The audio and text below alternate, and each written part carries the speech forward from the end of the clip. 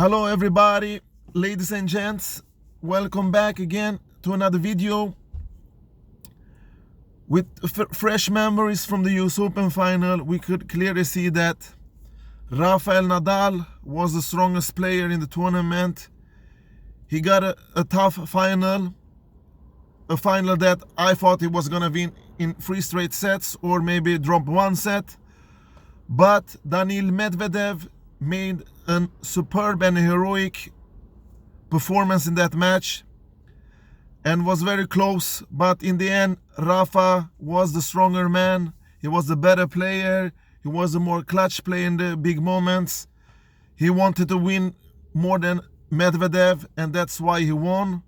Despite that, the match was very tight in 4 sets, but Rafa made the difference once again and won his 19th Grand Slam, and he's only 1 Grand Slam behind Federer, a mission that he should accomplish. He should surpass Roger in the nearest future. I think he will do that because he has another 2 or 3 French Open in him at least, if he's injury free and focused and determined like he has been all his career. And the dangerous thing, if you're a Roger fan or Novak fan, Rafa have the possibilities of winning the other slams too, where he is the second favorite in my opinion in both Australian and US Open, and in Wimbledon we have Novak and Roger Federer as the main favorites, because these guys are gonna compete the next year and make life more difficult and hard for the next gens and the older players that, as we call formerly known as next gen players, a bunch of guys that hasn't succeed in a way that are equivalent to their talents. And we have a bunch of those guys that I'm gonna talk about, and mostly the new gen player. And as we all know, to win a Grand Slam is different. Win ATP Masters is a different story, and ATP 500 and ATP 250, and we can go down as challenger also, because challengers tournaments are very tough to win also, because everybody wants to prove and get some ranking points, and many of the injured player participates in challengers to regain their strength and ranking points and matchups, of course. So before this big 3 we had different kind of tennis, because equipment was more different, the courts were faster, the balls was lighter, everything about the tennis technology, training regime, fitness, you name it, everything was different from the era we see today. And I can go back, like, if you count when Roger Federer won his first Grand Slam in 2003 and the eras before that, to compare, it's total different stories, because the big 3 today, they don't have anyone to compete with against themselves in the Grand Slams. It's always usually the same story: Rafa, Roger, Novak, Rafa, Roger, Novak. They have won, I think, 55 of Grand Slams totally, if you count their amount. They are, Roger is on 20, Rafael at 19, and Novak at 16. With my math, I'm not the best in math, but I've counted to 55 Grand Slams. And the players who have won, who has stuck between these guys and won Grand Slams, are Wawrinka. He have won 3 Grand Slams. He have won in US Open, Australian Open, and French Open. And the funny thing, he has beaten Rafa once. He was injured in the final in the Australian Open. He has beaten Novak twice in Grand Slams, and that was in French Open 2015 and US Open 2016.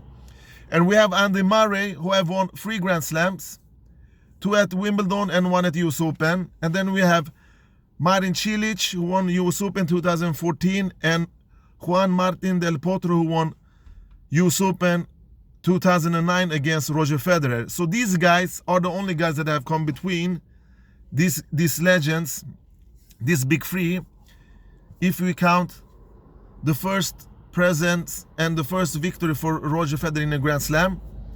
And that's pretty remarkable if you compare it to the eras before, because if you go back like 40 years, we have Björn Borg, who challenged Arthur Ashe and Jimmy Connors and was the best guy on court for many years. He won 5 straight Wimbledons, 6 titles at French Open, and he made this good transition from clay to grass court. He has won Wimbledon, French Open, I think 3 times in the same year, and that's pretty remarkable. I think Rafa have done that 1 time, maybe 2 times, I forgot, but I think he has done it at least 1 time. And then, you know, Borg, he retired early at age of 26, and then John McEnroe came. Jimmy Connors was still strong, and Ivan Lendl came up, so he had competition from those two a little while.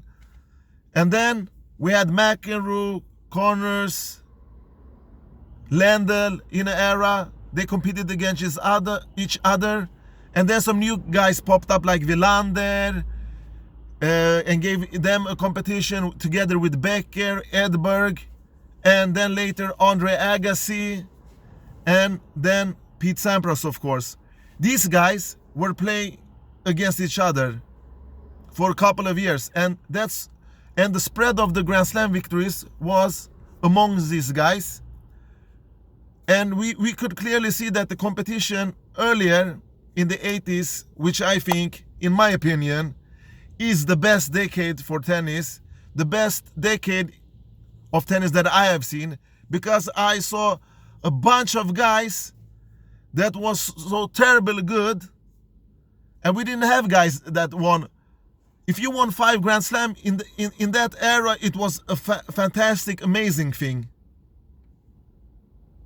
Only to win 1 or 2 on the surface that you were good at was a remarkable achievement. Yes, it was like that back in the 80s, and in the 90s also, I can tell you. And then in the late 80s, these young power Americans came with Agassi, Sampras, Chang, Courier, to name a few of them. We had Todd Martin, we had David Wheaton. They came and competed with this new power tennis. And none of these guys in the 80s were specialists on every surfaces, because we have the serve and volleyers like Becker, Edberg, Sampras. They were, and of course John McEnroe, they were good on the fast courts of Wimbledon and US Open, where they had their most successes. And then we had guys like Agassi, who has won all the 4 majors. He's the only one amongst them have done it. And then we had Björn Borg, who was a grass court / clay court specialist. We had Ivan Lendl, who was a clay / hard court specialist, but failed to win Wimbledon. And Becker, Edberg, they failed to win at French Open together with Sampras. And then we have all-round player like Agassi, like I told you. He won all the 4 majors.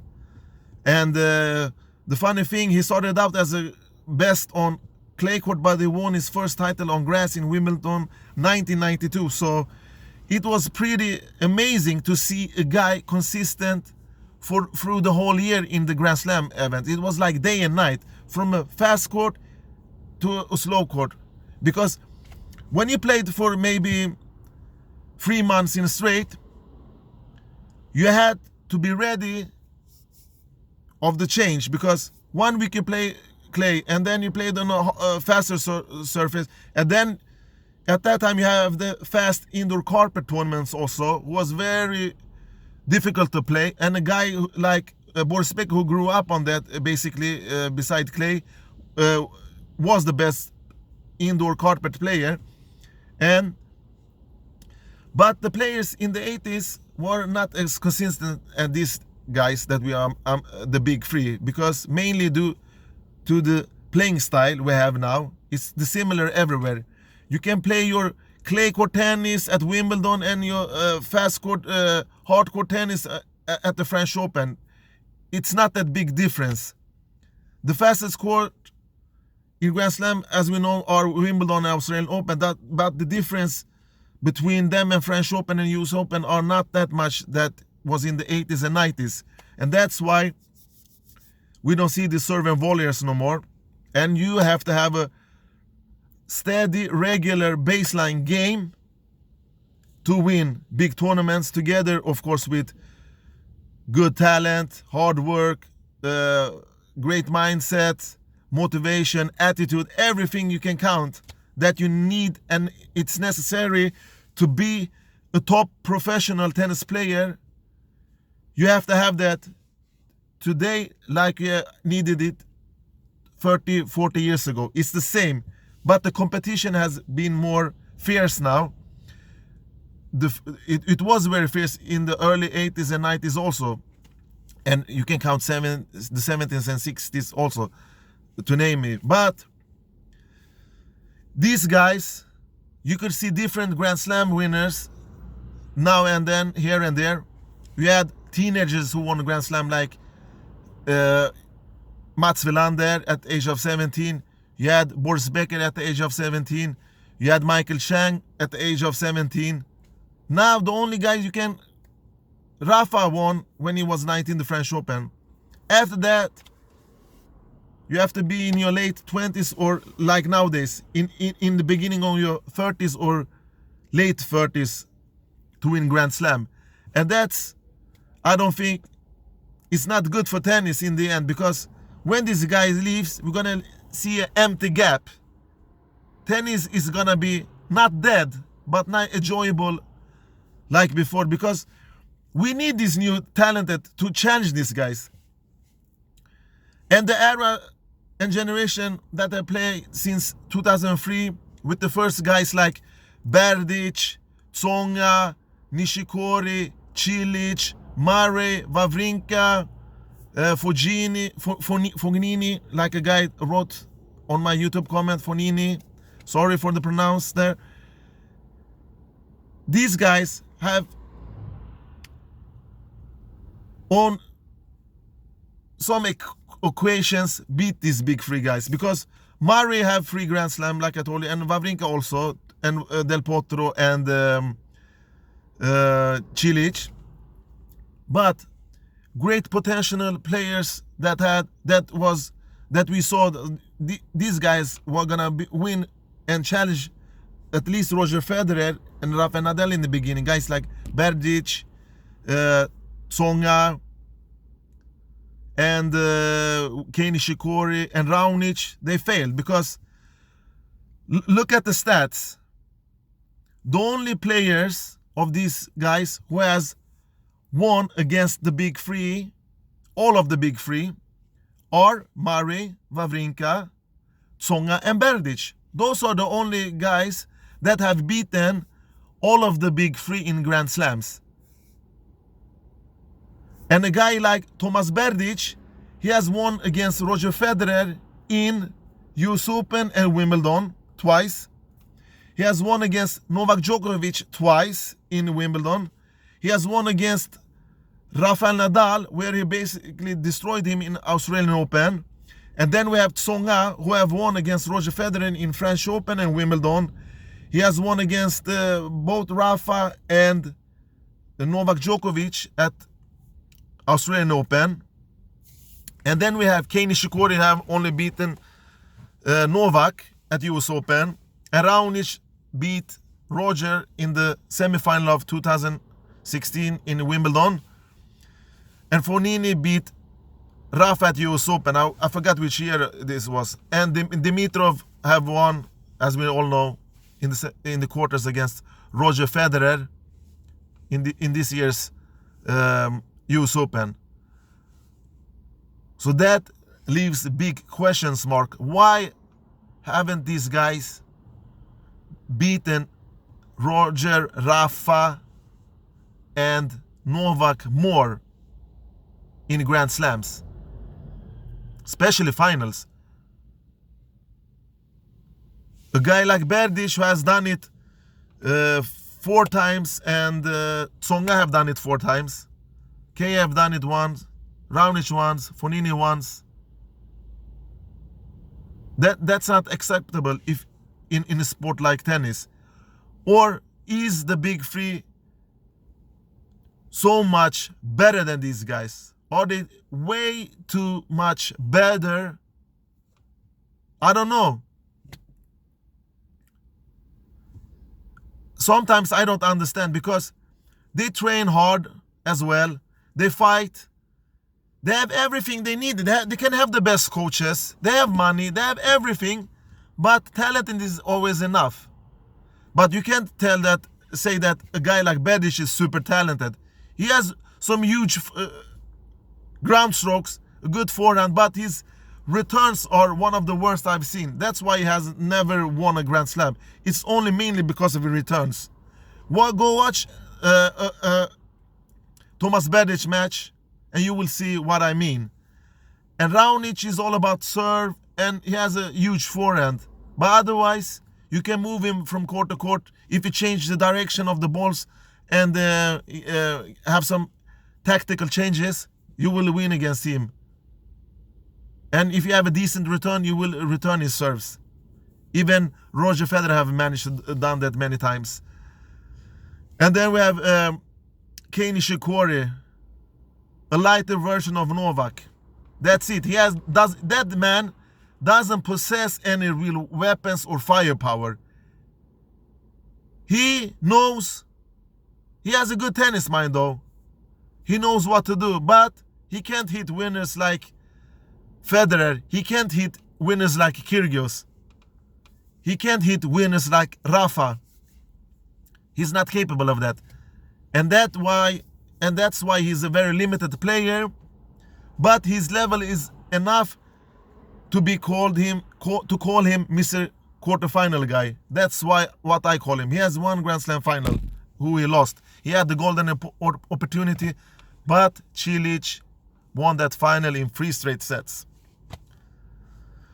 Alright, enough about that generation, because the big three have beaten this generation on every possible event they can do.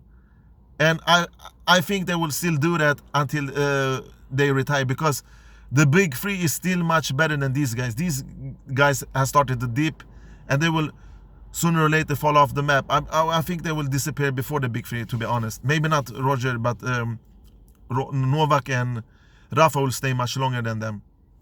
And then we have these next gen players, or we can just talk about Dominic Thiem, Zverev before the next team, because these guys, together with Khachanov and Medvedev, have showed some real firepower, some good matches against the big three, but mainly on Masters and other lower events. Khachanov made a memorable match against Rafa in the last year's US Open, where he was toe-to-toe but lost in a tight match against him. The same goes for Dominic Thiem in the same tournament. And then he managed to finally take 1 set from Rafa in the French Open this year. Otherwise, they haven't been capable of beating these giants in Grand Slams. Thiem won against Novak, but that match, in my opinion, in French Open was the match was full of questions mark because of the weather, the wind, everything. But they played on the same conditions, so I will give the victory to Thiem fair and square in that match. Nothing against that, but he has beaten Roger in his first maiden master this year in Indian Wells, and that's good for him. He and Medvedev, I think, are the only one of these next/new generation players that can are the first that's gonna beat them in the final if they can manage to do that. Medvedev or Thiem, because they have the game, they have the firepower, they can challenge both of them, all of three of them from the baseline. They have good serves, they are good at everything. Serve, backhand, volley, court coverage, shot making, chip and charge, you name it, everything. And the most important thing, they have the fitness and they are mentally strong. They are not putting their head down. They will never do that against this guy. They have showed that these are good players. They can challenge Rafa, Roger and Novak for real.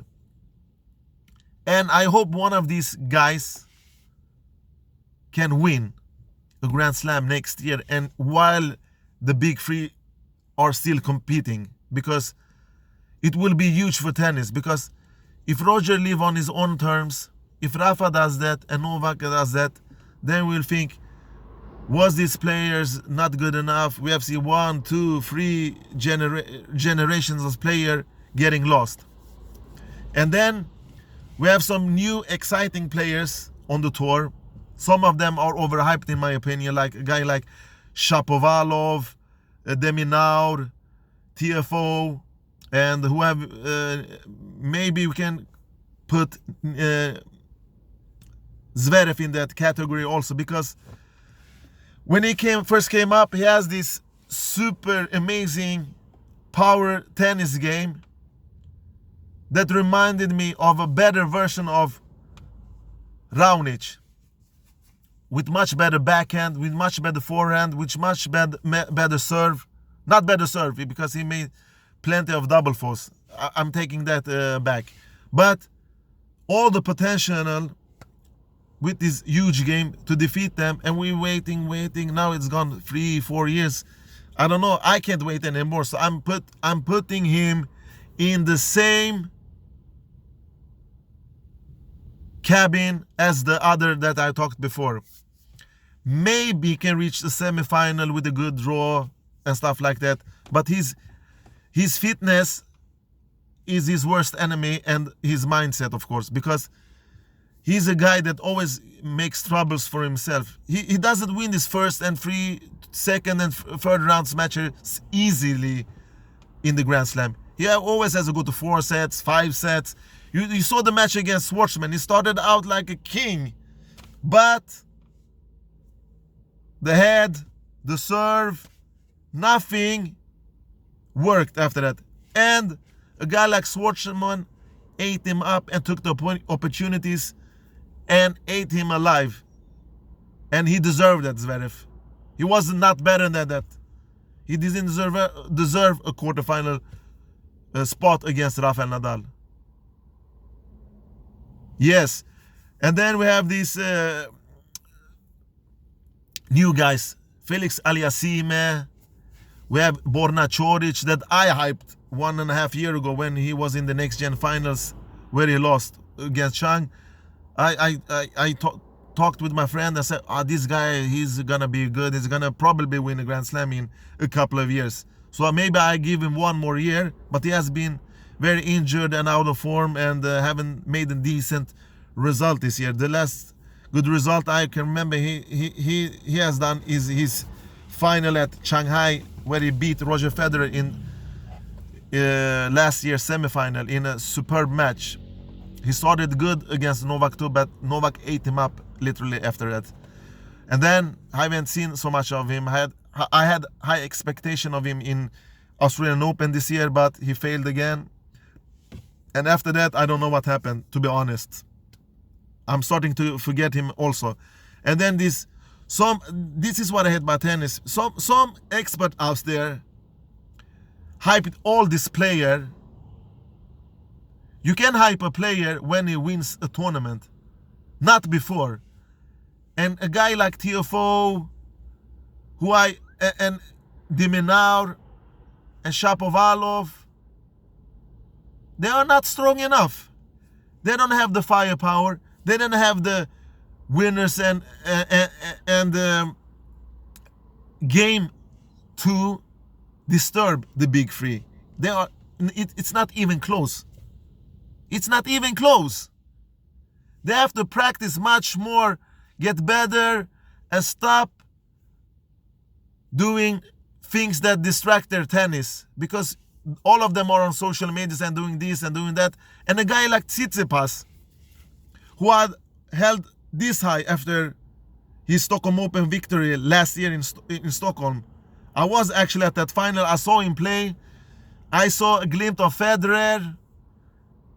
I even thought to myself, this guy was better than Federer in that age. But after that, he did a good season ending. He won the ATP Next Gen Finals. He beat Roger in the fourth round of Australian Open. He started to do some good clay court tournaments. And I think he beat, was it Rafael Nadal he beat, or was it Novak? I'm sorry, I forgot. My head is stuck now. I think it was Novak Djokovic, but I can be wrong there. And then when the grass court season started, boom, he faded away. Hardcore season, nothing. And this is a guy that I really enjoy watching, Stefanos Tsitsipas.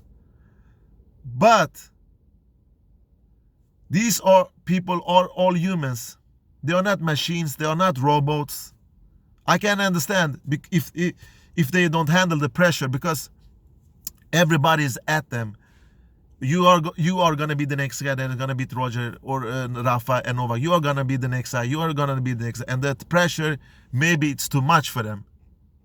Maybe they are satisfied with what they have, because a guy like McEnroe wouldn't be satisfied until he was number one, and definitely not Ivan Lendl, who made 8 straight US Open finals, and not Wilander, who had a short period of peak, and definitely not Agassi, not Courier, not Sampras, not Becker, not Chang, who dug in for many, many years. He was under the top spot, just behind Sampras, Agassi, Courier. We had Stich, Muster, Brugge, a bunch of, you name it. They have a dozen of good Grand Slam contenders back in the 80s and 90s. These guys are gonna go down under that. And I really hope, but in my mind, I can't see none of this next gen, not one of the old X gen, not anybody, not even somebody new player. Maybe someone new can pop up and surprise us. I'm not seeing any of those players beat Rafa, Novak in the first hand, and then Roger in Grand Slams. Because you really have to be prepared to do the matches of your lives. You have to compete in 5 sets. You have to win 7 matches in a Grand Slam. And you most probably have to beat at least 1, 2, or if you're very unlucky, you have to beat all 3 of them to win a Grand Slam. And you can beat 1 of them, maybe 2 of them, if you're very lucky, but never 3 of them. I'm sorry.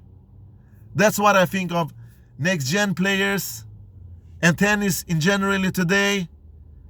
And I have explained from my heart, from the bottom of my heart, how I feel about the tennis players now compared to the tennis that I grew up, that I saw in the early 80s. The difference between them, it's like that in every sport. You can't compare eras with eras with eras, but you know with your eyes, if you have seen them play, you know who is good, who is not good, who was consistent, who is not hyped. And these young players that especially the next gen players, I'm not saying that they don't try hard enough, but they need to develop their game. They have to come up with something extra. Or does it has to go so far that the ATP organization have to change the courts, the balls, the equipment, or something extraordinary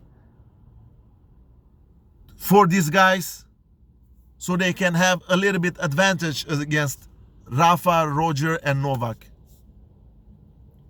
Alright folks, I think I have talked too much in this video. Thanks for joining me and listening. Have a nice day. Take care. Bye bye.